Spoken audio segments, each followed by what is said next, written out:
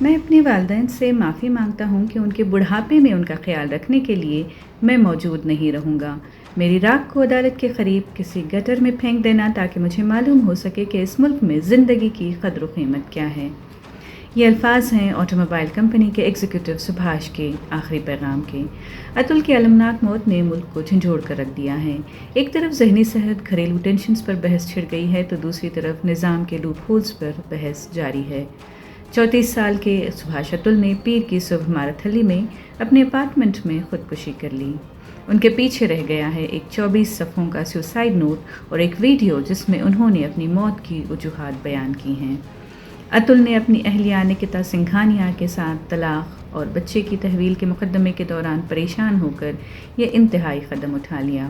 ان کے بھائی وکاس کمار نے شکایت میں دعویٰ کیا ہے کہ اتل کی بیوی اور اتل کے سسرال والوں نے اتل کے خلاف مقدمات واپس لینے کے لیے 3 کروڑ روپے اور بیٹے سے ملاقات کا حق دینے کے لیے 30 لاکھ روپے کا مطالبہ کیا تھا۔ اتل کے بھائی کے مطابق اتل اس قانونی جنگ سے ذہنی اور جسمانی طور پر تھک چکا تھا۔ مستقل طنز اور مطالبات سے یہ انتہائی قدم اٹھانے پر مجبور ہو گیا۔ اتل نے اپنی آخری ویڈیو میں قانونی نظام اور سماج کی توقعات پر افسوس کیا ہے۔ لکھا ہے کہ ان کی کمائی کو انہی کے خلاف استعمال کیا جا رہا تھا اور یہ سلسلہ جاری رہتا۔ اس کو روکنے کے لیے پیسوں کا دینا روکنا ضروری ہے۔ اتل نے اپیل کی کہ ان کے سسرال والوں کو ان کی میت کے قریب نہ آنے دیا جائے اور جب تک ان کو عدالت کے کٹہرے میں نہیں لایا جاتا تب تک ان کی آخری رسومات تک ادا نہ کی جائیں۔ ان کی موت سے پہلے ریکارڈ کی گئی ویڈیو سوشل میڈیا پر وائرل ہو گئی ہے۔ حقوق کے لیے کام کرنے والے NGOز اور کارکنان نے اس المناک واقعے کی فوری تحقیقات کا مطالبہ بھی کیا ہے۔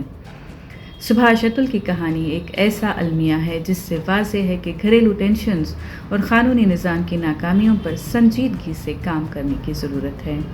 انسانی جان کی قیمت دنیا کی کسی شے سے بڑھ کر نہیں ہو سکتی۔ اس سے پہلے کہ زندگی ہمیشہ کے لیے مایوسی کے اندھیروں میں گم ہو جائے، اصلاحات اور غور و فکر کا عمل ضروری ہے۔ ناظرین، آپ بتائیں، انسان کی ذہنی صحت کے مد نظر کیا موجودہ قوانین اور سماجی رویے اس طرح کے مسائل کو مؤثر طریقے سے حل کر سکتے ہیں؟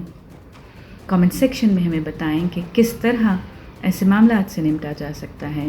اتل کا کہنا ہے کہ کورٹ میں اس کے سسرال والے اس کی توہین کرتے تھے۔